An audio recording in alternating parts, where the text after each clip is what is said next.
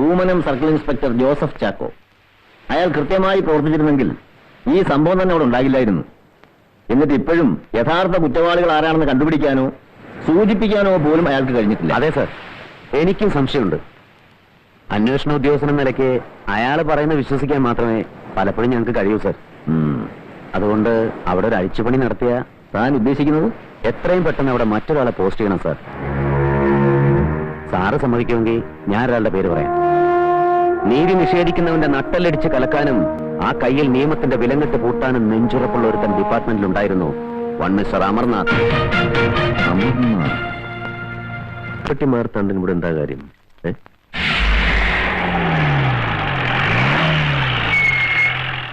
അതൊന്നും ശരിയാവില്ല മാർത്തണ്ട, ശരിയാവൂല.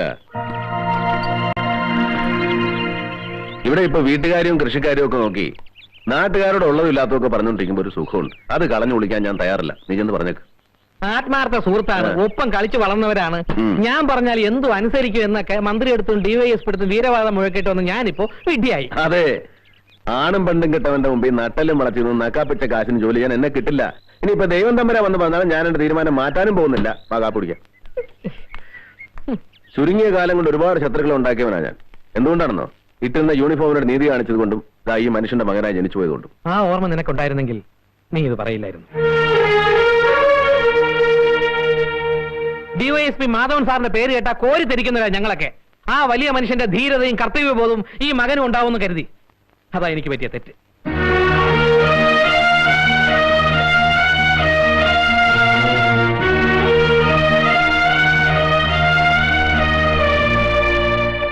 അമ്മേ, അമ്മയോട് എനിക്ക് കുറച്ച് കാര്യങ്ങൾ പറയാനുണ്ട്.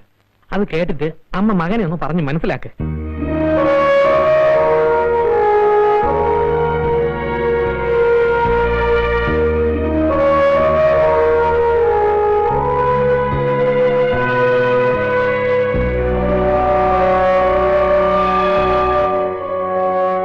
മോനെ, എന്ത് തീരുമാനിച്ചു? എനിക്കൊരു തീരുമാനം എടുക്കാൻ കഴിയുന്നില്ലമ്മേ. എന്റെ മോനൊരു തീരുമാനം എടുക്കണം. മാർത്താണ്ഡൻ എന്നോടും പറഞ്ഞ ചില കാര്യങ്ങളൊക്കെ കേട്ടിട്ട് കണ്ണു നിറഞ്ഞുപോയി. ഇതൊന്നും എനിക്ക് അറിയാഞ്ഞിട്ടല്ലമ്മേ. അവിടെ ചെന്ന് എന്തെങ്കിലും ചെയ്യാമെന്ന് വിചാരിക്കുമ്പോ അപ്പ കാണാൻ പറഞ്ഞു വിട്ടവന്റെയൊക്കെ സ്വഭാവം മാറുന്നത് ഞാനിത് എത്ര കണ്ടതാ. എന്റെ മോൻ അതൊന്നും ഇപ്പൊ ഓർക്കണ്ട. 8-9 പേരാ അവിടെ മരിച്ചത്. അത് ചെയ്തവര് രക്ഷപ്പെടാൻ പാടില്ല.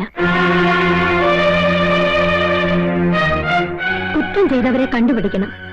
എന്റെ മോൻ അതിന് കഴിയുമെന്ന് എനിക്ക് നല്ല വിശ്വാസമുണ്ട്. അമ്മ കാര്യമായിട്ടായി പറയുന്നത്. കുറെ പാവം മനുഷ്യർക്ക് നീതി നേടിക്കൊടുക്കാനല്ലേ നിന്നെ വിളിക്കുന്നത്.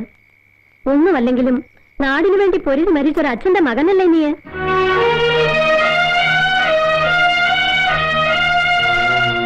മോനെ, 9 വർഷമേ ഞാൻ കൂടെ കഴിഞ്ഞിട്ടുള്ളൂ. മരിക്കുമ്പോഴും ആ ശരീരത്ത് കാക്കയുണ്ടായിരുന്നു. നീ ആ വേഷമിടുമ്പോ, ആളുകൾ അംഗീകരിക്കുമ്പോ വെറുതെ ആയി പോകരുത് എന്റെ മോന്റെ ജന്മം. എന്റെ മോൻ പോണം, അല്ലെങ്കിൽ അച്ഛന്റെ ആത്മാവ് പൊറുക്കില്ല. ശരിയമ്മേ, ഞാൻ പോവാം.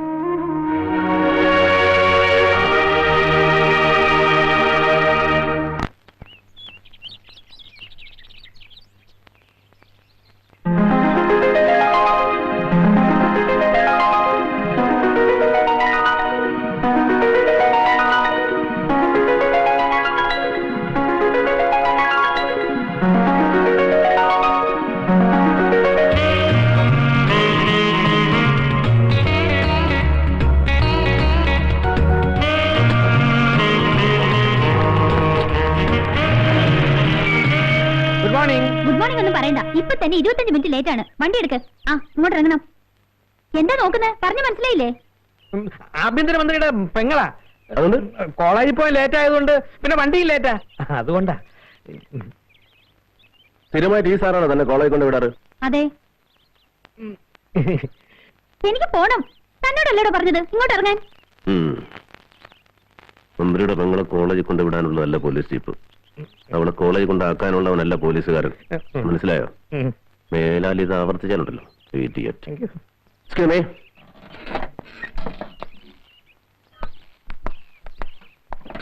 ഏതായാല് പുതിയ സർക്കിളാ. പെശക്. പിന്നെ പെശക് എന്നെ മനസ്സിലായിട്ടില്ലെന്നാ തോന്നുന്നത്. മനസ്സിലായ കാണായിരുന്നു കൈ വലിച്ച് സല്യൂട്ട് ചെയ്യുന്നത്.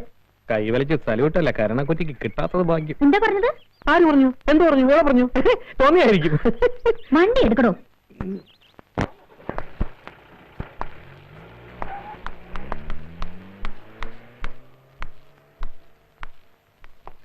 എന്താ അറിയോളൂ? അറിയാം. ആഭ്യന്തരമന്ത്രിയാകുന്നതിന് മുമ്പേ അറിയാം. ഞാൻ ലോ കോളേജിൽ സാറിന്റെ ജൂനിയറായിട്ടുണ്ടായിരുന്നു. ഇല്ല, സാറിന് എന്നെ ഓർമ്മ കാണില്ല, പക്ഷെ എനിക്ക് സാറിന് നല്ല ഓർമ്മയുണ്ട്.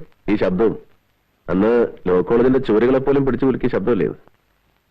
പിന്നെ എന്റെ കൂടെ പഠിച്ചിരുന്ന അശ്വതി എന്ന സാറ് കൊടുത്ത കത്ത് ആദ്യം വായിച്ച ഞാനാ. നല്ല ബെസ്റ്റ് പ്രേമലേഖനം. തന്റെ അച്ഛനെ കുറിച്ച് ഞാൻ ഒരുപാട് കേട്ടിട്ടുണ്ട്. വായിൽ സ്വർണ്ണക്കരണ്ടിയുമായി പിറന്നു വീണിട്ടും നിയമപാലകന്റെ കുപ്പായമണിഞ്ഞ് അവസാനം ഒരു സംഭവം ഉണ്ടായാൽ ഉടനെ ഒരു അന്വേഷണ കമ്മീഷൻ, അല്ലെങ്കിൽ ഒരു CBI അന്വേഷണം. ഇവിടെ പോലീസ് എന്നൊരു ഡിപ്പാർട്ട്മെന്റ് എന്തിനാ? ആ പേരുദോഷം ഒന്ന് മാറ്റിയെടുക്കണം. അതിന് തനിക്ക് കഴിയും എന്നെനിക്ക് തോന്നിയതുകൊണ്ടാണ് തന്നെ ഞാനിപ്പോ വിളിപ്പിച്ചത്. സാറിനെന്താ ഇപ്പൊ അങ്ങനെ തോന്നാൻ? ഡിപ്പാർട്ട്മെന്റിൽ ചങ്കൂറ്റുള്ള ആമ്പിള്ളേരാരും ഇല്ലേ? ആഭ്യന്തരമന്ത്രി എന്നുള്ള നിലയിൽ ആ ചോദ്യത്തിന് ഉത്തരം തരാൻ ഇപ്പൊ എനിക്കാവില്ല. ബട്ട് അതിനാണ് അതിനുള്ള ഉത്തരം. ഒന്നും പറയാനും പ്രവർത്തിക്കാനുള്ള ചങ്കൂറ്റമില്ലായ്മ. എല്ലാം ഒറ്റവാക്കിൽ പറഞ്ഞ് രക്ഷപ്പെടാൻ നിങ്ങൾ മന്ത്രിമാർക്ക് കിട്ടിയിരിക്കുന്ന ഒരു വാക്ക് ബട്ട്. അമർനാഥ്, മന്ത്രിമാരും മനുഷ്യരാണ്. അയ്യോ, അല്ലെന്നാര് പറഞ്ഞു? 8 വയസ്സുള്ളപ്പോഴൊരു ഒരു മന്ത്രിയെ ഞാൻ ആദ്യമായിട്ട് കാണുന്നു. നക്സലൈറ്റുകളായ 3 കൊലക്കേസ് പ്രതികൾ എന്റെ അച്ഛനെ ജീവനോടെ ചുട്ടുകരിച്ചപ്പോൾ വികൃതമായ മൃതദേഹത്തിൽ റീത്ത് വെക്കാൻ വന്നത് ഒരു മന്ത്രിയാണ്. പിന്നെ കാണുന്നത് ഒരു സ്വാതന്ത്ര്യ ദിനത്തിൽ വെള്ളവസ്ത്രമെടുത്ത് നിൽക്കുന്ന എന്റെ അമ്മയുടെ കയ്യിലേക്ക് അച്ഛന്റെ മരണാനന്തര ബഹുമതിയും 5000 ഉലുവയും വെച്ചു കൊടുക്കുന്ന ഒരു മന്ത്രിയാണ്. 5000 രൂപ തിരിച്ചു കൊടുത്ത അത് വേറെ കാര്യം. പക്ഷേ മന്ത്രി എന്ന പദത്തിന്റെ അർത്ഥം എനിക്ക് ശരിക്കും മനസ്സിലായത് എന്റെ അച്ഛനെ കൊന്ന അതേ പ്രതികളെ ധീരവിപ്ലവകാരികൾ എന്ന ലേബലിൽ മാലയിട്ട് സ്വീകരിക്കുന്ന അതേ മന്ത്രിയെ കണ്ടപ്പോഴാണ്. ആ പട്ടികയിൽ എന്നെ പെടുത്തരുത് അമർനാഥ്. ആഭ്യന്തരമന്ത്രിയായിട്ടല്ല ഞാൻ ഈ സംസാരിക്കുന്നത്, പച്ചയായ ഒരു മനുഷ്യനായിട്ടാണ്. അല്ലെങ്കിൽ പഴയ സീനിയർ സ്റ്റുഡന്റിന്റെ സ്ഥാനത്ത് നിന്നുകൊണ്ട് പറയാം. നിങ്ങളുടെ സേവനം ഡിപ്പാർട്ട്മെന്റിന് വേണ്ടി ഞാൻ ആവശ്യപ്പെടുകയാണ്.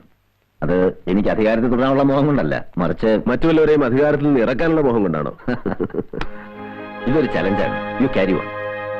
കിതപ്പറിയാത്ത പ്രായമാണ് നിങ്ങളുടേത്. തളർച്ച തോന്നുമ്പോൾ നിങ്ങൾക്കൊരു താങ്ങായി ഞാനുണ്ടാവും. സത്യസന്ധമായി താൻ ഈ കേസ് അന്വേഷിക്കണം. ഇതിലെ പ്രതികൾ ആരായിരുന്നാലും ശരി വിളിച്ചിട്ട് കൊണ്ടുവരണം. ഈ വാക്കുകൾ എനിക്ക് വിശ്വസിക്കാമോ? തീർച്ചയായും വിശ്വസിക്കാം.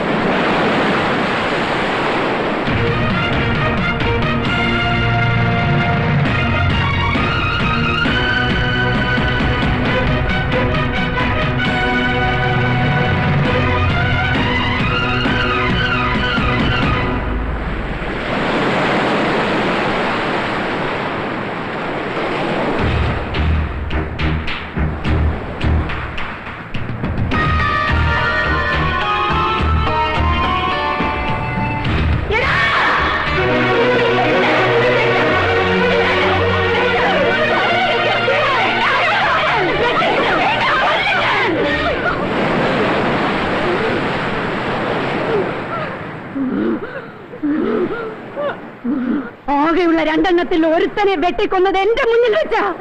മറ്റവനെ കണ്ടിട്ട് ദിവസം 4ആയി. പിടിച്ചോണ്ട് പോയതാ പോലീസുകാര്. പറ, അവനെയും കൊണ്ടുപോയി കൊന്നു.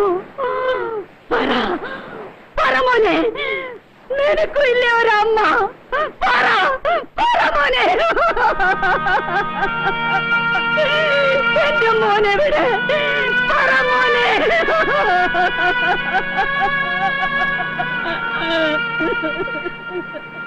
ഈ ആയുധത്തെക്കാൾ മൂർച്ചയുണ്ടല്ലോ നിങ്ങളുടെ വാക്കുകൾ.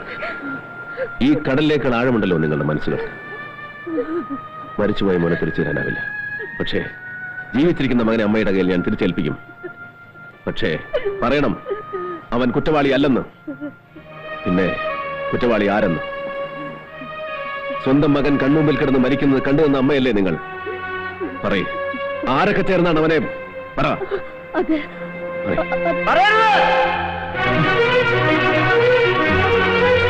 ഇവർ പറയുന്നത് വിശ്വസിക്കരുത്. ബാക്കിയുള്ളവരെ കൂടെ കൊണ്ടുപോകും കൈക്കൂലി വാങ്ങുന്ന ദുഷ്ടന്മാരാണിവർ. അല്ലെങ്കിൽ ആണെന്നും പെണ്ണെന്നും നോട്ടമില്ലാത്ത വർഗമാണ്.